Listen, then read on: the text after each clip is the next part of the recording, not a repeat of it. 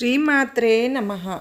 బిడ్డా, నీకు కావలసినంత నీ దుర్గమ్మ తల్లి ఇచ్చాను కదా, దాన్ని అనుభవించకుండా నీకు లేని దాని గురించి, ఎదుటి వాళ్ళ దగ్గర ఉన్న దాని గురించి ఆలోచించి మనసు పాడు చేసుకుంటావెందుకమ్మా?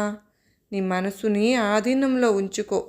ఎచ్చటి చేసిన కర్మలు అచ్చటనే కనుక తప్పించుకోలేవు. నువ్వు చేసింది ఎంత ఉంటే అంతా కూడా ఇక్కడే అనుభవించి వెళ్ళాల్సిందే.